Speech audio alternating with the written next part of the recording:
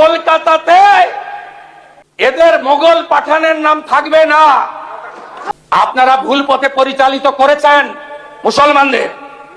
শমীন্দ্র মহাশয়কে বলতে চাইছি, হুনুর মুখ দিয়ে কি বেরোচ্ছে?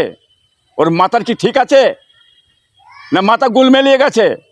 মন্ত্রী হয়ে সংবিধানের বহির্ভূত কথাবার্তা বলছে, এইটাই আশ্চর্য ব্যাপার। কাকে বসিয়েছে?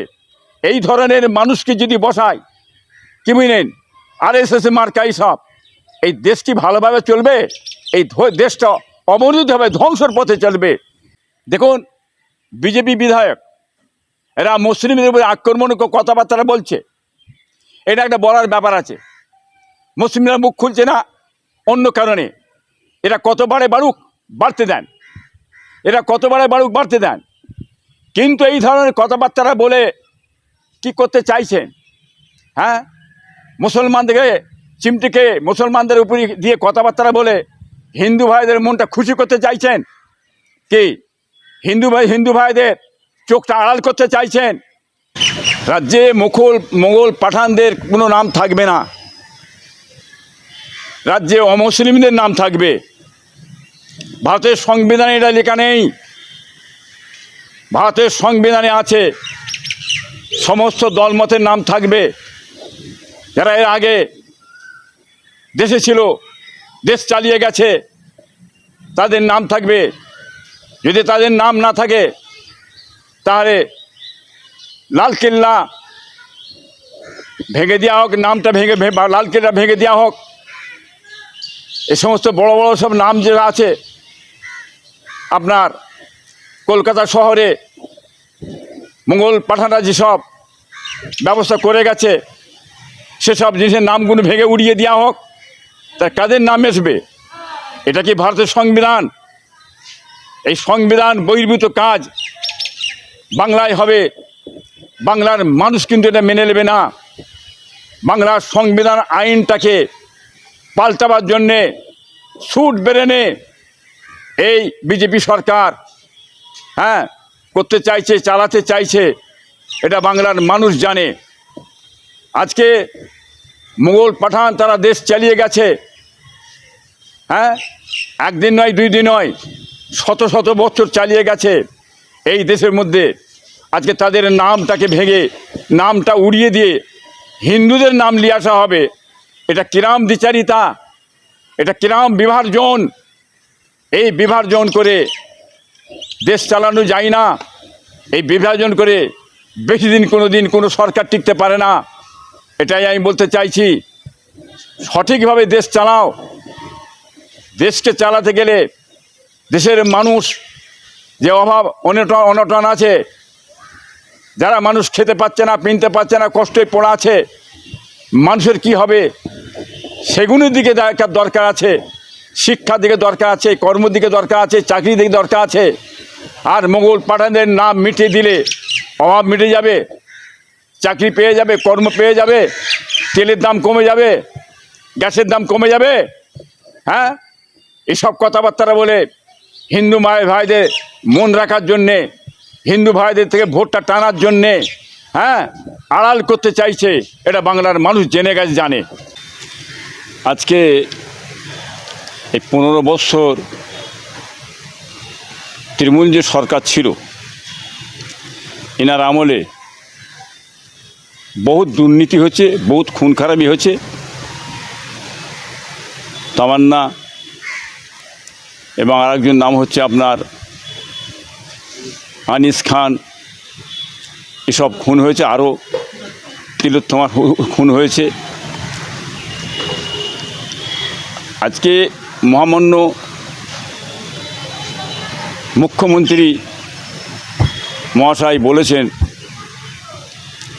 যে এটা আমি বিচার ব্যবস্থা করব। কিন্তু এর আগে আগের যে রাজ্য সরকার ছিল, খুনের কোনো বিচার করেনি, কোনো রকম প্রশ্রয় দেয়নি, কাউকে গেলে কোনো গুরুত্ব দিত না। কিন্তু এখন মহামান্য মুখ্যমন্ত্রী শুভেন্দু সাহেব তিনি আশ্বাস দিয়েছে। আগামীতে আশা করি এরা বিচার পাবে বলে আশা করা যায়। এবং দেশের যে দুর্নীতি যে করেছে এর আগে সরকার, খুন খারাপি লুট দারাজ আজকে হয়েছে, সেসব খুনিরা যারা লুট দারাজ করেছে তারা এখন সাইড কেটে আড়ালে ঘুরে বেড়াচ্ছে। সেগুলোকে সামনে এসে বিচার ব্যবস্থা করা হোক। এবং যে সমস্ত পার্টির ভিতরে তৃণমূল পার্টির ভিতরে যে সমস্ত নেতা খুন খারাপি করেছে দোষী, তারা এখন পিছনের খিড়কি দোর দিয়ে এখন ঢুকছে। এরা যদি ঢুকে যায় এই বিজেপির ভিতরে, তাহলে তৃণমূল আর বিজেপি কোনই পার্থক্য থাকবে না। দোষী যারা তারা বিচার পাবে না। এরা বাঁচার জন্যে কৌশল করে তৃণমূল থেকে ঝাঁপিয়ে এখন বিজেপিতে ঢুকছে। এটা বাংলার মানুষ বুঝতে পারছে। আমরা চাই পশ্চিমবাংলায় দুর্নীতি মুক্ত হোক। দুর্নীতি মুক্ত একটা সরকার আমরা খুঁজছি, বা দুর্নীতিমুক্ত সরকার একটা এসেছে, দুর্নীতিমুক্ত হবে এটা আমরা আশা করছি। কিন্তু এদের সঙ্গে যদি ভিতরি সরকারের সঙ্গে গড়াপেটা হয়, দুর্নীতি যারা করেছে, জুলুম অত্যাচার যারা করেছে, ক্রিমিনাল গুন্ডা মাফিয়া, তারা সুট বেরেনে আজকে ঢুকে আজকে এই বিজেপির ভিতরে ঢুকে তারা বাঁচার জন্যে চেষ্টা করছে। এইগুলোকে এই রাজ্য সরকারকে আমি বলবো কঠোরভাবে বিচার করে তাদেরকে শাস্তি দেওয়া হোক, তাহলে পশ্চিমবাংলায় শান্তি ফিরবে। তা নয় এই পশ্চিমবাংলায় আর শান্তি ফিরে বলে আশা করা যায় না। পশ্চিমবাংলায় খালি মাথা রাখা যাবে না। কি বুঝলেন? যত কিছু শিক্ষাটা আগে যত শিক্ষাটা পেয়েছে এই মাদ্রাসা থেকেই মুসলমানরা শিক্ষা পেয়েছে। এই মাদ্রাসা থেকে আপনার উকিল হয়েছে, আইপিএস হয়েছে। কি বুঝলেন? এপিজে আবুল কালাম সাহেব, তিনি একজন বড় ধরনের মানুষ ছিল, বৈজ্ঞানিক ছিল। এই মাদ্রাসা থেকে পড়ে হয়েছে। এই মাদ্রাসা থেকে কোনো শিক্ষা পাওয়া যায় না। যারা অবুঝ, যারা অশিক্ষিত, তারা বলে থাকে ভারতবর্ষে স্কুল থাকবে, কলেজ থাকবে। কি বুঝলেন? ভারতবর্ষে আপনার মাদ্রাসা থাকবে, বিভিন্ন প্রতিষ্ঠান থাকবে। সেসব প্রতিষ্ঠানে মানুষ লেখাপড়া শেখে। আজকে বলুন, হিন্দু ভাইদের গ্রামে গঞ্জে কটা শিক্ষার প্রতিষ্ঠান আছে? ধর্মের শিক্ষার প্রতিষ্ঠান একটাও তো নেই, একটাও তো করেন না। হিন্দু ভাইদেরকে অন্ধকারে রেখেছেন কেন? আজ অন্ধকারের মধ্যে পড়া আছে, ধর্ম শিক্ষা দেয়নি। এই ধর্ম শিক্ষা থেকে বন্ধ রেখেছে। মুসলিমদের মাদ্রাসা একটা ছোট থেকে বড় অবধি শিক্ষা দেওয়া আছে। একটা কোরআন শরীফ পাঠ করা হয়, একটা কায়দা, একটা আমপারা, কি বলেন, একটা হাফিজা মাদ্রাসা, সিনিয়র মাদ্রাসা, বাংলা, উর্দু, ইংলিশ, অঙ্ক শিক্ষা দেওয়া হয়। এই মাদ্রাসা থেকে শিক্ষা দেওয়া হয় না। এসব কথাগুলি যারা বলে অশিক্ষিত, মাদ্রাসা সম্পর্কে তাদের কোনো জ্ঞান নেই। অতএব একটাই কথা বলতে চাই, ভারতবর্ষের ভিতরে হিন্দু ভাইদের যে প্রত্যেকটা গ্রামে গঞ্জে আছেন, আপনারা এক একটা ধর্মের শিক্ষার জন্যে প্রতিষ্ঠান গড়ুন, নিজের টাকা দিয়ে খরচা দিয়ে করুন। দেখা যাক তার শিক্ষাটা কী ব্যাপার, ছোট থেকে বড় জানতে পারবে। আপনারা তো সে শিক্ষা না দিয়ে অন্ধকারের মধ্যে হিন্দু ভাইদের রেখে দিয়েছেন। বাচ্চাদেরকে রেখে দিয়েছেন। আর মুসলমানরা শিক্ষার জন্যে এগিয়ে গেছে। হ্যাঁ, মানুষ শিক্ষা দিয়ে থাকে যাতে এগিয়ে যায়। এখান থেকেই মুসলমানদের শিক্ষা পেয়ে থাকে, নিজের পয়সায়, অন্য কারো পয়সা নয়, সরকারি পয়সা নয়। আমরা আমাদের নিজের পয়সায় এই মাদ্রাসায়, হ্যাঁ, ছাত্রদের নিয়ে শিক্ষা দিয়ে থাকি, মানুষ করি তাদের ঘরে। ইসলামী শিক্ষা এবং হ্যাঁ ধর্মীয় শিক্ষা দেওয়া হয়। এবং চলতে গেলে ভারতবর্ষে সব শিক্ষার দরকার, ইংলিশ, বাংলা, অঙ্ক, কী বললেন, এসব জিনিস শিক্ষা দেওয়া হয়। চলার পথে এগুলো লাগে, সব শিক্ষাটাই মাদ্রাসাতে দেওয়া হয়। তবে কিছু ম্যানিয়া আছে, তারা এসব দেখতে পাচ্ছে না, তারা গোঁজাগুঁজি মারে, মাদ্রাসা শিক্ষাতে কিছু হয় না, কিছু হয় না। এটা ম্যানিয়া, এরা এই সম্পর্কগুলো জানে না, অবুঝ, অশিক্ষিত হলে এইসব কথাবার্তাগুলো বলে।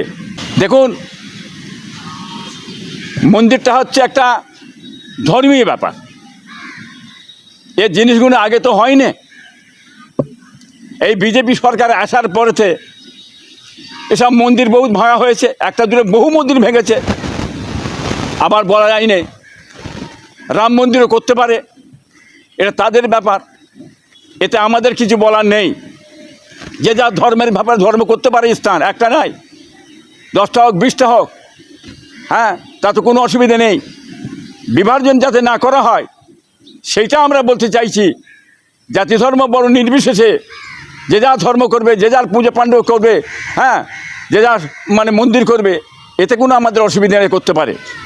দেখুন, এসব জিনিসগুলো আগে তো ছিল না, কী বুঝলেন। এটা ছিল একটা, প্রত্যেকটা স্কুলে ডিম দেওয়া হয়েছে, মাংস দেওয়া হয়েছে, ডাল দেওয়া হয়েছে, সব কিছু দেওয়া হয়েছে। এখানে নতুন করে এই সরকার চালু করে দিয়েছে, ডিম দেওয়া হবে না, মাংস দেওয়া হবে না।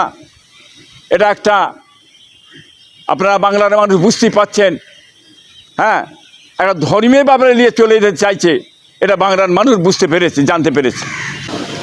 নতুন তৃণমূল তারা অভিষেক বন্দ্যোপাধ্যায়কে বাদ দিচ্ছেন। এখন অভিষেক যে ছিল, কী বলেন, মূল যে তৃণমূল, হ্যাঁ, নতুন তৃণমূল এরা বাদ দিতে চাইছে। আর বাংলার মানুষ বুঝতে পারছে, কী বুঝলেন, সেই খাল কেটে কুমির নিয়ে এসেছিল, কুমির এখানে এসে চুপ মেলাতে চাইছে। হ্যাঁ, সাপকে দুধ কলা খাইয়ে পুষেছিলেন, সেই সাপ ঘুরিয়ে চবল মারছে। এটা অভিষেক ভারতের বুঝুক যে কাকে নিয়ে এতদিন ধরে ঘর সংসার করেছিলেন, কাকে বসিয়েছিলেন, তারাই ঘুরিয়ে আজকে অভিষেককে চবল মারছে। যারা পার্টিতে খাটলো, মেহনত করলো, পরিশ্রম করলো এতদিন ধরে, হ্যাঁ, আর তারাই চবল মারছে। বিশ্বম্বরী সেই বিষে গড়াগড়ি, হ্যাঁ, এই গাদ্দার, এইসব গাদ্দারদের ঘরে বাংলার মানুষ চেনে। অতএব নতুন টিএমসি তারা অনেক কিছু বলবে, সেটা বাংলার মানুষ জানে। অতএব নতুন টিএমসি এসে কিছু হবে না। টিএমসি দলটাই নেই তো, মুছে গেছে, চলে গেছে। আবার টিএমসি কোথায় আছে সেটা বাংলার মানুষ বুঝতে পেরেছে। হ্যাঁ, ঠিক আছে, কোনো অসুবিধে নেই। তারকেশ্বর একটা ধর্মস্থান জায়গা, রাজ্য সরকার সেদিকে খেয়াল করছে, ধর্মস্থানের জায়গা করুক, তাতে আমাদের কোনো অসুবিধে নেই। কিন্তু খালি তারকেশ্বর না, নেই, বহুত আছে পশ্চিম বাংলায়, হ্যাঁ, একটা দুটো নেই।